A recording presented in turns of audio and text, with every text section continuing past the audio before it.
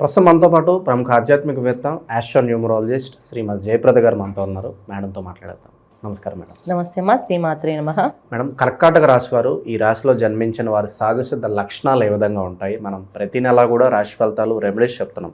So ఓవరాల్గా ఈ రాశి వాళ్ళకి జీవితాంతం చేసుకునే పరిహారాలు అన్ని విధాలా కలిసి రావాలి, ఎటువంటి ఆటంకాలు రాకూడదంటే ఎవరిని ఎక్కువగా ఆరాధించాలి, ఏ ఆలయాలకు వెళ్తూ ఉండాలి, ఏ దశలో వీళ్ళకి బాగా కలిసి వస్తుంది, ఓవరాల్గా ఈ రాశి యొక్క పూర్తి జీవితం మాకు తెలియజేయండి.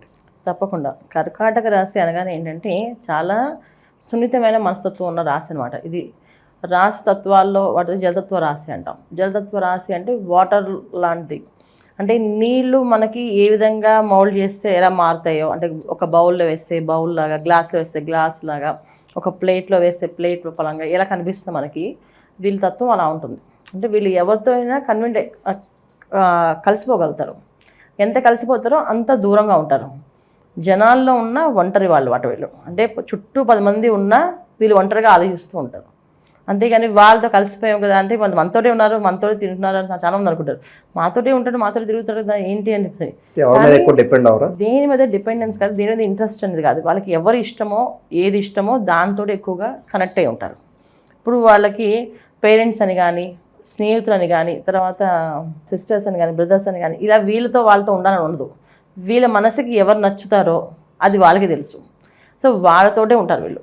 కాకపోతే బయటికి మాత్రం అందరితో ఉన్నట్టు కనిపిస్తారు, అందరితో ఉన్నట్టు ఉంటారు, అందరితో మాట్లాడినట్టు అనిపిస్తారు. కానీ అస్సలు వీళ్ళు ఎవరితోటి కలవలు, ఎవరితోటి మాట్లాడలేరు. వాళ్ళకి నచ్చిన విషయాల్లో ఎవరికి షేర్ చేసుకోకుండా అందరూ వీళ్ళు చెప్తారు, నాకు ఈ ప్రాబ్లం వచ్చింది, నాకు ఈ కష్టం వచ్చింది, ఎలా చేయాలి, ఏం చేయాలని అన్నీ ఓపికగా వింటారు. సొల్యూషన్స్ కొన్నిటికి ఇస్తారు, కొన్నిటికి ఇవ్వరు. సైలెంట్గా విని వెళ్ళిపోతుంటారు, నేనేం చేయలేను దాంట్లో అని చెప్పేసి.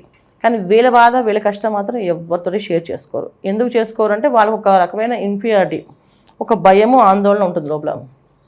చెప్పడం వల్ల వీళ్ళ వల్ల రేపు రోజున వీళ్ళు నన్ను ఆరుస్తారా, తీరుస్తారని ఒకటి అనుకోవచ్చు. రెండోది ఏంటంటే వీళ్ళు రేపు రోజు వీళ్ళు కూడా నన్ను ఏదో అనొచ్చు కదా ఈ విషయం తెలిసాక అని అనుకోవచ్చు. ఇలా 2 విధాలు మనం ఆలోచించవచ్చు. ఎందుకంటే వీళ్ళ విధానం అలా ఉంటుంది. ఎప్పుడు కూడా చాలా మంచి వాళ్ళు, చాలా సున్నితంగా ఉంటారు. చాలా ఈ విషయాల మీద ఎక్కువగా, అంటే ఎలా తీసుకోవచ్చు వీళ్ళని అంటే మనము ఒక చిన్నపిల్ల మనస్తత్వం తీసుకోవచ్చు. ఇప్పుడు చిన్నపిల్ల వాడికి ఏం ఉండదు మనసులో, తనకి ఏది కావాలో అది ఇస్తే హ్యాపీ. అలా వీళ్ళకి ఏది కావాలో తెలిస్తే ఇస్తే హ్యాపీ.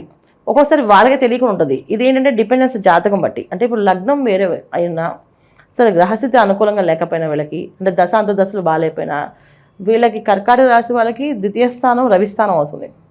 అందువల్ల ఏంటంటే అది సింహరాశి అవుతుంది. సింహరాశి వాళ్ళంటే ప్రతి విషయాన్ని, ఇప్పుడు సింహం అనుకుంటే మనం ఎలా అనుకుంటాం, అది వెళ్ళి వేటాడదు, దానికి ఆకలి వేసినప్పుడు మాత్రం వెళ్ళి తిని వస్తుంది అంతే. రోజు వెళ్ళాలి, నాకు ఇదే వర్క్ పెట్టుకొని ఇదే ఉద్యోగం చేయాలని ఉండదు. అలాగా వీళ్ళకి ఉండే ఎదుటి వాళ్ళు కూడా వీళ్ళకి ఎలా ఉంటారంటే, నువ్వు ఖచ్చితంగా చేయాలి, నీకు ఈ రూల్స్ ఉన్నాయి, నీకు ఈ రెగ్యులేషన్స్ ఉన్నాయి అని చెప్పరు. సో వీళ్ళు ఏంటంటే వాళ్ళు నచ్చినట్టు వాళ్ళు చేసుకుంటూ వెళ్ళిపోతుంటారు. ఎవరిని అడగరు. అడిగితే మళ్ళీ వాళ్ళు ఏం చేస్తారో, ఎలా అంటారో అని చెప్పేసి అని. నచ్చితే మాత్రం ఎలా ఉంటారు అంటే వీళ్ళంత బెస్ట్ ఫ్రెండ్స్ ఇంకెవరు ఉండరేమో అనిపిస్తుంది, వీళ్ళంత ప్రేమగా ఇంకెవరు చూసుకోరేమో అనిపిస్తుంది, వీళ్ళు చూసుకునే విధానంతో పాటు ఇంకెవరు ఉండరేమో అంత బాగా లైక్ చేస్తారు. అంటే ఇష్టపడితే వాళ్ళని వీళ్ళతో అలా ఉంటారు. అలాగే వీళ్ళకి వాళ్ళు నచ్చినా, వాళ్ళకి వీళ్ళు నచ్చినా, ఇద్దరు అసలు ఎప్పటికీ ఇంకా విడదీని బంధం ఉండిపోతుంది. అలాగని గ్యారంటీగా వారింటిలో ఉండవు వీళ్ళకి. ఎందుకంటే ఎప్పుడైనా మానసికంగా ఏదైనా మాట అంటే తొందరగా బాధపడిపోయి బయటికి చెప్పకుండా మనసు దాచేసుకుంటారు. లేదా కొంతమంది ఏంటంటే చాలా కోపావేశాలు చూపిస్తారు బయటికి, నాకు నచ్చలేదు నేను రాను అని చెప్పి వాళ్ళ మొహమే చెప్తారు. కొంతమంది ఏంటంటే డోర్ వేసుకుని లోపలే ఉంటారు, అస్సలు బయటికి రారు, ఎవరితోటి మాట్లాడరు. బయటకు వచ్చి ఎన్నిసార్లు పిలిచి ఎన్నిసార్లు లాగినా మళ్ళీ వచ్చి అని చెప్పి మళ్ళీ లోపలికి కూర్చుంటారు. ఎందుకు కూర్చుంటున్నారో, ఏం చేస్తున్నారో అనేది ఎవరికి చెప్పకుండా ఉంటారు. ఇది ఒకటి. ఇది కర్కాటక రాశి వాళ్ళ లక్షణాలు సహజంగా. ఎందుకంటే ఈ రాశిలో ఉండే లక్షణాలు మనం చెప్పుకోవాల్సింది. తర్వాత రెండోది ఏంటంటే నక్షత్రాల వైజ్గా చూసుకుంటే పునర్వసు 4వ పాదం ఉంటుంది ఇందులో. తర్వాత ఆశ్లేష 4 పాదాలు ఉంటాయి, పుష్యమి 4 పాదాలు ఉంటాయి. ఈ పుష్యమి, ఆశ్లేష అనేది డిఫరెంట్ కేటగిరీస్, పునర్వసు ఒక డిఫరెంట్ కేటగిరీ. ఎందుకంటే 3 తత్వ జలతత్వ రాశి అయినా సరే 3 లక్షణాలు వేరే ఉంటాయి. ఇక్కడ ఆశ్లేష వాళ్ళు చాలా చాలా బెటర్ కర్కాటక రాశిలో. ఎందుకంటే వాళ్ళు చాలా ధైర్యవంతులు, సాహసవంతులు, ఏ పనైనా చేసే సామర్థ్యత ఉన్నవాళ్ళు. ఎంత సామర్థ్యత ఉంటుందంటే అసలు వాళ్ళ ఈ పని చేయగలరు అని, వీళ్ళు ఇంత బాగా చేస్తారా అనుకోరన్నమాట, అంత బాగా చేస్తారు. ఇది ఆశ్లేష వాళ్ళు కర్కాటక రాశిలో. అదే పుష్యమి నక్షత్రం వాళ్ళకి ఖచ్చితంగా ఇన్ఫీరియారిటీ కొంచెం ఎక్కువగా ఉంటుంది. ఏ విషయాన్ని తొందరగా ఎవరితోటి ఎక్స్పోజ్ అవ్వరు, చెప్తే అది ఎలా తీసుకుంటారో, వాళ్ళు ఏ విధంగా ఆలోచిస్తారని లోతైన ఆలోచనలు ఎక్కువగా ఉంటాయి వాళ్ళకి. పెద్దరికం ఎక్కువగా ఉంటుంది. పెద్దరికంగా ఏ విషయమైనా ఆలోచించి చెప్తూ ఉంటారు, సలహా ఇస్తారు కావాలంటే, ఇది ఇలా చేసుకోండి, మీ ఇష్టం అయితే చేసుకోండి అని చెప్పేసి. అది కూడా ఏంటి, వాళ్ళు నచ్చితే వచ్చి ఇస్తారు, లేకపోతే అది కూడా ఇవ్వరు. ఇక పునర్వసు తీసుకుంటే పునర్వసు మాత్రం చాలా డిఫరెంట్. దీంట్లో ఎంత డిఫరెంట్ అంటే ఒక పూజ, పునస్కారము, భక్తి ఆ తత్వంలో వెళ్తుంది. మనుషుల్ని తొందరగా నమ్మరు, భగవంతుడితో ఎక్కువ చెప్పుకుంటారు. ఏ విషయమైనా భగవంతుడు చెప్పుకుంటారు. ఆ దేవుడే నాకు న్యాయం చేస్తారు, దేవుడు చెప్తారు. దేవుడితో ఎక్కువ చెప్పడానికి, ఏదైనా పూజ చేసుకోవడానికి, ఏదైనా పని చేయడానికి దానికి సిద్ధంగా ఉంటారు. మనుషులతో ఏది పంచుకోరు వాళ్ళు. ఇది ఒకట. సో ఇలా 3 తత్వాలు ఈ రాశిలో ఉన్నాయి. ఇప్పుడు ఏదైనా ఒక రాశి తీసుకుంటే ఈ రాశి ఈ లక్షణాలు కలిగి ఉంటుందని చెప్పవచ్చు. కానీ కర్కాటక రాశికి మాత్రం మనకి ఇదే పద్ధతిలో ఉంటారు వీళ్ళు అని చెప్పలేము. ఎందుకంటే దీంట్లో బుధ నక్షత్రమైనది ఆశ్లేష నక్షత్రం ఉంది, అలాగే శని భగవాన్ నక్షత్రమైన పుష్యమి నక్షత్రం ఉంది, అలాగే గురువు అధిపతి అయిన పునర్వసు నక్షత్రం ఉంది. అంటే ఇప్పుడు ఈ గ్రహాల్లో మనం ఏం తీసుకుంటే 3 పెద్ద గ్రహాలే. సో బుధుడు తెలివైన వాడే, మామూలు తెలివితేటలు కాదు. అసలు ఆ తెలివితేటలు మనం అసలు ఒక్కోసారి తట్టుకోలేము, అంత తెలివితేటలు ఉన్నవాళ్ళు. అయితే దీంట్లో ఏం తీసుకోవచ్చు మనం, ఈ ఆశ్లేష నక్షత్రం పాపగ్రహాలు దగ్గరగా ఉంటుంటే పాప ఫలితాలు ఎక్కువగా ఇస్తారు. అంటే కూరాత్ములు, మనం వాళ్ళు బాగా మూర్ఖులు, మొండి వాళ్ళు కూడా అంటాం కదా, ఇది ఆశ్లేషకు వస్తుంది. అలాగే మంచివాళ్ళు, దానగుణం ఉన్నవాళ్ళు, దయాదాక్షిణాలు చూసేవాళ్ళు, ఏ విధమైన పని అయినా సరే ఎదుటి వాళ్ళు మానవత్వంతో ఆలోచించి చేసేవాళ్ళు కూడా ఆశ్లేష వస్తుంది. 2 రకాలు కూడా ఆశ్లేషకు వస్తాయి. ఇది దీంట్లో ఏంటంటే డిపెండ్స్ ఆన్ వీళ్ళకి జాతక పరిశీలన, అంటే వాళ్ళ లగ్నం ఏమైందో చూస్తే లగ్నాన్ని బట్టి వీళ్ళ లక్షణం మారుతుంది. ఇది ఆశ్లేష నక్షత్రానికి, పునర్వసు నక్షత్రానికి, పుష్యమి నక్షత్రానికి, కర్కాటక రాశి వాళ్ళకి. వివాహ వ్యవస్థ ఎలా ఉంటుంది, ఎటువంటి ఛాలెంజింగ్ సిచ్యువేషన్స్ ఉంటాయి, పార్ట్నర్స్ గురించి ఏమైనా చెప్తారా? ఖచ్చితంగా. అంటే వివాహ విషయంలో వచ్చినప్పటికీ వీళ్ళకంటే వచ్చిన వాళ్ళు కమాండింగ్ ఎక్కువగా ఉంటుంది. ఆ కమాండింగ్ వీళ్ళు తట్టుకోలేరు. అప్పుడు ఏమవుతుంది, వీళ్ళకి ఒక్కొక్కసారి డివోర్స్ అవ్వడము, లేకపోతే విడిగా ఉండిపోవడము, ఒక కలమైన రైలు పట్టాలని జీవితం ఉంటుంది కదా, అలా కలిసి ఉండడము. ఒక పిల్లలు పుట్టారనుకోండి, సో పిల్లల కోసం అలా డిపెండ్ అయి ఉండిపోవడం అలా జరుగుతుంది. లేకపోతే ఎవరో ఒకరు, ఇప్పుడు వీళ్ళ లగ్నం బాగుందనుకోండి, ఖచ్చితంగా అవతల వాళ్ళు వీళ్ళకి లొంగే ఉంటారు, వీళ్ళు చెప్పినట్టు చేస్తారు. అది అబ్బాయి అవ్వచ్చు, అమ్మాయి అవ్వచ్చు, ఎవరైనా సరే ఆపోజిట్ పర్సన్స్ వీళ్ళ లగ్నం బలంగా ఉంటే ఖచ్చితంగా వీళ్ళు చెప్పినట్టు వింటారు. కొంతమంది వివాహాలే అవ్వవు. కర్కాటక రాశిలో కొన్ని నక్షత్రాలు వాళ్ళకి వివాహాలే అవ్వవు. ఎందుకంటే వాళ్ళకి చేసుకోవడానికి వాళ్ళు అనుకున్న లక్షణాల్లో దొరకరు. ఆ లక్షణాల కోసం వెతుక్కుంటూ వయసు అయిపోతుంటుంది. అది జరుగుతుంది. లేట్ మ్యారేజ్లు కలిసి వస్తాయి అంటారా, లేదంటే ఎర్లీగా చేసుకుంటేనే బాగుంటుంది అంటారు? కర్కాటక రాశిని కాదు, లేట్ మ్యారేజ్ ఎవరికి పనికిరాదమ్మా. లేట్ అవుతుంది కదా, అది అంత ట్రెండ్ అంతా సెటిల్ అవ్వాలి, లేట్గానే చేసుకోవాలి అంటున్నారు. అందువల్లే వ్యవస్థ ఇలా నాశనం అయిపోతుంది. ఎందుకంటే లేట్గా చేసుకోవడం వల్ల ఏమవుతుందంటే పర్సనల్గా ఈగోస్ పెరిగిపోతాయి మనిషికి. నాకంటే ఇలా కావాలి, ఇలా ఉండాలి, అలా దాంతోపాటు వయసుతో పాటు ఆలోచనలు మారుతుంటాయి, అభిప్రాయాలు మారుతుంటాయి. ఇప్పుడు ఇచ్చే గుణం అది తగ్గిపోతుంటుంది, అడ్జస్ట్ అయ్యే గుణం తగ్గిపోతుంటుంది. ఎందుకంటే డిపెండ్స్ ఎప్పుడైతే ఇప్పుడు ఒక చిన్న కుటుంబంలో చిన్న పిల్లలుగా ఉన్నప్పుడు ఏమవుద్ది, నువ్వు అడ్జస్ట్ అవ్వాలి, నువ్వు ఇవ్వాలి, నీకంటే చిన్నవాళ్ళని నువ్వు ప్రేమగా చూసుకోవాలి, పెద్దవాళ్ళని గౌరవించాలి అని ఏదైతే చెప్తూ ఉంటాం. ఈ జోన్లో నుంచి వాళ్ళు అలా గ్రో అవుతుంటారు. ఇలా ఎప్పుడైతే వీళ్ళు గ్రో అయినప్పుడు ఆ విషయాల నుంచి వీళ్ళు ఇండిపెండెంట్గా వచ్చినప్పుడు వెంటనే పెళ్లి చేయలేదు అనుకోండి, అప్పుడు వాళ్ళు ఇండిపెండెంట్ అలవాటు అయిపోతుంది. ఇక బతుకం ఇండిపెండెంట్గా ఉండడం, సో వాళ్ళు నచ్చినట్టుగా ఉండడం, వాళ్ళు నచ్చినట్టు చేసుకోవడం. అప్పుడు సడన్గా ఇంకో మనిషితో అడ్జస్ట్ అవ్వాలంటే అడ్జస్ట్ అవ్వరు వీళ్ళు. అందుకే చిన్న వయసులోనే పెళ్లి చేయాలంటాం. ఎందుకంటే చిన్న వయసులో అంటే ఎప్పుడైతే అడ్జస్ట్ అయ్యి వస్తున్నారు. ఒక ఇంట్లో 3 పిల్లలు ఉన్నారు, 3 బెడ్రూమ్స్ ఉంటాయి కదా వాళ్ళకి. ఒక తల్లిదండ్రులకు ఉంటుంది, ఒకటి వీళ్ళు 2 పిల్లలు, మగ పిల్లలు అయితే 2కి ఒక రూమ్ ఇస్తారు, ఆడపిల్ల అయితే ఒక సపరేట్ రూమ్ ఇస్తాం. సో ఇప్పుడు 2 మగ పిల్లలు అడ్జస్ట్ అయ్యి ఆ రూమ్లో అడ్జస్ట్ చదువుకుంటారు. ఈ అడ్జస్ట్మెంట్ మెంటాలిటీ అలవాటు ఉన్న వాళ్ళకి పెళ్లి చేసేయాలి అంటే, అప్పుడు ఆ అడ్జస్ట్మెంట్ అలా కంటిన్యూ అవుతుంది. ఎప్పుడైతే వీళ్ళు డిపెండ్ అవ్వకుండా ఇండిపెండెంట్గా మొదలైందో, ఈ ఇండిపెండెన్స్ అనేది 5 years 6 years 7 years అలవాటు అయిపోయింది అనుకోండి, ఒక 10 years అలవాటు అయిపోయింది అనుకోండి, ఇప్పుడు పెళ్లి చేస్తామంటే వాళ్ళు ఇంకా అడ్జస్ట్ అవ్వలేరు.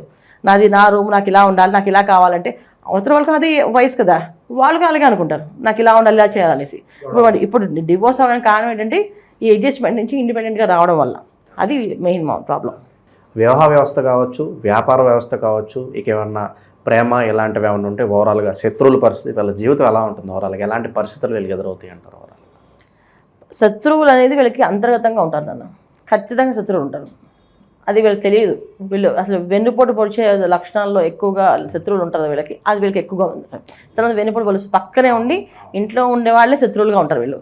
అసూయ ద్వేషం ఎక్కువగా ఉంటుంది వీళ్ళ మీద. అది ఇంట్లో వాళ్ళే, బయట వాళ్ళు కాదు. అంటే బయట వాళ్ళంటే ఎవరు తెలియని వాళ్ళు కాదు, తెలిసిన వాళ్ళు, స్నేహితులు అవ్వచ్చు, బంధువులు అవ్వచ్చు, తర్వాత ఇంట్లో సొంత వాళ్ళు కావచ్చు, వీళ్ళందరూ కూడా వెన్నుపోటు పొడిచేవాళ్ళు. అంటే బాగా నవ్వుకుని, అంటే వీడికి ఎంత ఉంది, మామూలు చేస్తారు చూద్దాం, వాళ్ళ టైం వచ్చినప్పుడు చూద్దాం అని అనుకునే బాధ కూడా.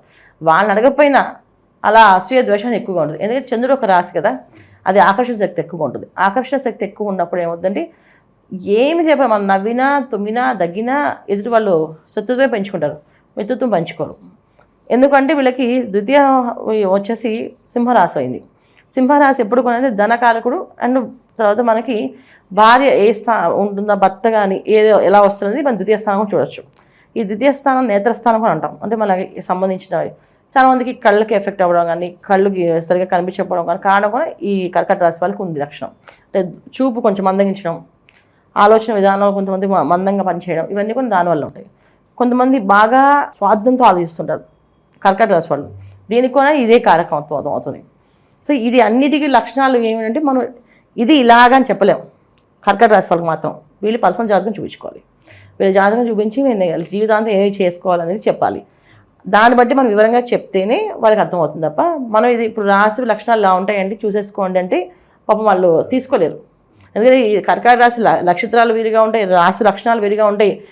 ద్వితీయ స్థానం మళ్ళీ చతుర్థ స్థానం వాళ్ళకి శుక్రుడు అయింది, తులారాశి అయింది. తులారాశి చతుర్థ స్థానం అయింది కనుక కొన్ని విషయాల్లో వీళ్ళు వాళ్ళు చదువుల్లో కానీ, రాణింపు కానీ, గుర్తింపు కానీ, మీరు అన్నట్టుగా వ్యాపార అభివృద్ధి కానీ, ఇవన్నీ కూడా మనం చతుర్థ స్థానాన్ని పంచమ స్థానాన్ని చూస్తాం. దీంట్లో కొంచెం అగ్రెసివ్గా నిర్ణయాలు తీసుకోవడం, లాస్ అవ్వడము, మోసపోవడము, తర్వాత నమ్మిన వాళ్ళే మోసం చేయడము, తర్వాత కొంతమంది ఉద్యోగం లేకపోవడము, ఉద్యోగం ఉన్న ఉద్యోగాన్ని అది రకంగా పట్టుకుని అలాగా దాన్నే పట్టుకుని వేలాడడము, మానేస్తే మనకి ఉద్యోగం దొరుకుతుందో అనుకోవడం, ఇలాంటి చాలా చాలా విషయాలు కర్కాటక రాశిలో ఉంటాయన్నమాట. సో కర్కాటక రాశి అనగానే మనకి ఒక పెద్ద సబ్జెక్ట్ అది. ఖచ్చితంగా దాన్ని పర్సనల్గా అనాలిసిస్ చేయాల్సిందే. ఒక పర్సనల్గా అనాలిసిస్ ఉంటే వాళ్ళ జాతకము లగ్నం ఏమైందో, ఇప్పుడు నడుస్తున్న దశ ఏమిటో, అంత దశ ఏమిటో, ఇవి చూసి వీళ్ళకి వివరణ ఇవ్వగలం. అదర్వైజ్ వీళ్ళకి మనం ఆయన చేసేసుకోండి అని చెప్పడానికి లేదు. ఇక ఓవరాల్గా గ్రహాలతో సంబంధం లేకుండా జీవితం మొత్తం వీళ్ళు ఎటువంటి పరిహారాలు చేసుకుంటే అన్ని విధాలా మంచి జరగడానికి ఆస్కారం ఉంటుందంటారు వీళ్ళకి? తప్పకుండా కర్కాటక రాశి వాళ్ళు ఎప్పుడూ కొన్ని ఏంటంటే చాలా భయస్తులు, బయటికి కనిపించేంత భయస్తులు వీళ్ళు. చాలా ధైర్యవంతులు, మేము గొప్పవాళ్ళమి, నాకు అలాంటి భయాలు ఏం లేవని చెప్తారు కానీ అది కాదు. ఖచ్చితంగా భయస్తులు. ఎప్పుడు కూడా ఏదో ఒక ఆందోళన మనసుని వెళ్ళి వెంటాడుతుంటుంది. ఏదో ఇది చేస్తే అది చేస్తే ఇది జరుగుతుంది. కొంతమంది ఏమిటో ఇది పాపం అయిపోతుందేమో, ఇది నాకు పుణ్యం రాదేమో, ఇది పాపంగా మారుతుందేమో అనుకుని ఇది కూడా భయం కింద వస్తుంది. భయము అంటే మనం ఏదో ఎదురువాళ్ళు చూసి భయపడమే కాదు, మనం చేసే పనుల్లో, మనం చేసే వర్క్లో, మనం చేసే వ్యాపారాల్లో, వీటిల్లో కూడా ఏదైనా అవకతవకలు ఉంటే ఖచ్చితంగా జరుగుతుంది, ముందుకు వెళ్ళలేరు. ఇదేదో భయం ఆందోళన అనేది ఎక్కువగా ఉంటుంది. దీనికి వీళ్ళు కావాల్సిన ధైర్యం ఏంటంటే ఎప్పుడూ కొన వీళ్ళు శ్రీ రామచంద్రుడిది రామరక్ష స్తోత్రం ఉంటుంది, ఇది ఎక్కువ పారాయణ చేయాలి. ఎక్కువ ఎంత పారాయణ చేస్తే అంత ధైర్యం పెరుగుతుంది. సో అంత ధర్మంగా బతకడానికి అవకాశం ఉంటుంది. ఏ విషయమైనా చేసినప్పుడు ఒక క్లారిఫికేషన్ ఉంటుంది. సో రామరక్ష స్తోత్రం చదవడం రోజు నిత్యము, ప్రతి సోమవారము చక్కగా అమ్మవారికి శివాలయానికి వెళ్ళి అమ్మవారికి కాస్త పసుపు కుంకాలు ఇచ్చి ప్రదక్షిణాలు చేయడము, అలాగే శివాలయంలో అభిషేకం చేయించుకోవడం, ఇది ప్రతి సోమవారం ఖచ్చితంగా వెళ్ళాలి. అమ్మవారిని అయ్యవారిని ఇద్దరు దర్శించుకోవాలి. అమ్మవారిని పూజించడం వల్ల ఏంటంటే మనకున్న శత్రువు నాశనం అవుతుంది. అయ్యవారిని దర్శించడం వల్ల అంటే ధైర్యం వస్తుంది, ఏ పని ఎప్పుడు ఎలా చేయాలనేది ఆలోచన పెరుగుతుంది. అందుకే అయ్యవారిని ఖచ్చితంగా అమ్మవారిని అయ్యవారిని సోమవారం పాటు వీళ్ళు దర్శనం చేసుకుంటూ ఉండాలి. వీళ్ళు శ్రీశైల క్షేత్రాన్ని ఎక్కువ దర్శనం చేసుకోవాలి. ఎవ్రీ ఇయర్ శ్రీశైల క్షేత్రానికి వెళ్ళి దర్శనం చేసుకుంటే అన్ని విధాల అన్ని పనులు జరుగుతాయి వీళ్ళకి. ఇంకా వీళ్ళకి కర్కాటక రాశి వాళ్ళకి మాకు కాదండి, మాకు ఇలా కావాలి తెలుసుకోవాలనుకుంటే పర్సనల్గా నన్ను కలవాలి. ఎందుకంటే వీళ్ళకి డేట్ ఆఫ్ బర్త్ కాంబినేషన్స్ ప్రకారంగా కొంతమందికి ఏంటంటే మనం ఎలా చూస్తాను అంటే నేను డేట్ ఆఫ్ బర్త్ చూస్తాను. ఇప్పుడు కలియుగం, మనకి ఈ కలియుగంలో జాతకం పరిశీలన ఎంత అవసరమో అలాగే డేట్ ఆఫ్ బర్త్ కాంబినేషన్ అంత అవసరం. పుట్టిన తేదీ, మంత్, ఇయర్ కలిపితే ఒక నెంబర్ వస్తుంది, అది బర్త్ నెంబర్, డెస్టినీ నెంబర్.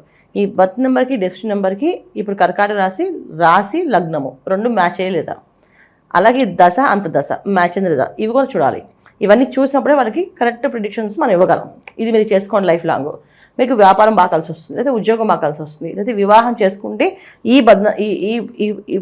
ఖచ్చితంగా ఇటువంటి పరిహారాలు పాటించాలి. అని వివరణ ఇస్తామట. దానివల్ల ఏంటంటే వాళ్ళకి లైఫ్ హ్యాపీగా ముందుకెళ్తుంది. అంటే ఒక క్లారిటీ ఉంటుంది వీళ్ళకి. లేకపోతే వాళ్ళకి క్లారిటీ ఎవరు అడగాలో తెలియదు, ఏం చేయాలో తెలియదు. జనరల్గా కర్కాటక రాశి వాళ్ళకి ఎప్పుడు కూడా కన్ఫ్యూజ్ ఉంటుంది. ఆ కన్ఫ్యూజ్ నుంచి బయటకు వచ్చే అవకాశం మనం చెప్పగలుగుతామట. ఇది చేయాలి. ఓవరాల్గా ఈ రాశి వాళ్ళ గురించి, వాళ్ళ జీవితం ఏ విధంగా ఉండిపోతుంది, ఎలాంటి జాగ్రత్తలు తీసుకోవాలి, అద్భుతంగా వివరించారు. ధన్యవాదాలు. నమస్తే అమ్మా. శ్రీమాత్రే నమః.